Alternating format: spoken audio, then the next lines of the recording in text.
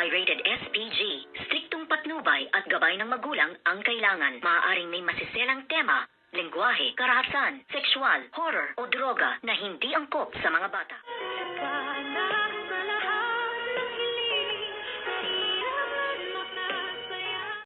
Good morning and welcome sa aking munting channel, Laking Gulat nitong si Moira nang makasalubong niya nga si Justine at sabihin nga sa kanya ni Justine, di ba yan si Dax, ang star witness na kung bakit nga ngayon ay nakalaya ka at nasa labas ka na. At nagtanong nga itong si Justine kung bakit sila magkasama at hindi agad nakakibo itong ang demonyitang si Moira dahil nga alam na alam nitong si Moira kung gaano din kapalaban itong ang si Justine na isa ito sa mga tinik sa kanyang lalamunan. At dito naman ay masayang masaya itong si Doktora Annalyn Santos nang makita niya nga itong si Zoe na blooming nga daw at parang ang saya-saya ng kanyang araw kung kaya't dito nga ay nagkwentuhan at nasabi pa nga ni Doktora Annalyn Santos na itong si Doc RJ ay meron siyang schedule ng operation ngayon at si Dr. Annalyn Santos nga ang siyang mag-guide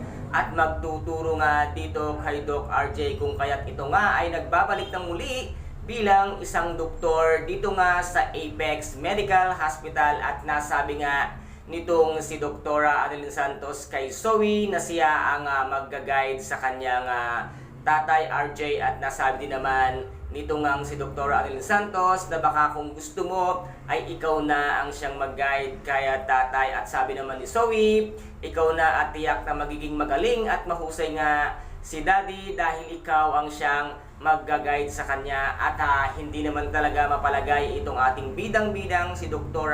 Annalyn Santos at sinabi nga niya dito kay Zoe na hindi talaga siya makapaniwala at talagang napakaganda ng mood niya at napakasaya nga ng kanyang araw. At ano kaya ngayon ang gagawin nitong demonyitang si Moira ngayon ngang nabuking na siya ni Justine, lagi silang magkasama nga nitong si Dax, at ano kaya ang kanyang pinaplano ngayon? Matuloy kaya ang mga masamang balakin or plano nga nitong demonyitang si Moira at kung sino kaya ang kanyang ipapatumba dahil nga nagpapahanap siya ng isang hitman dito nga kay Dax. Kung kaya't ito po ang ating pakaabangan mamayang hapon dito nga sa Abot Kamay na pangarap na kung saan ay napaka-intense at kapanapanabik ang bawat eksena. At kung nagustuhan po ninyo ang aking videos for today, paki-subscribe na lamang po ng aking channel, paki-like and share para maging update kayo sa lahat ng gagawin kong videos. Maraming salamat po. Ingat, God bless and bye-bye!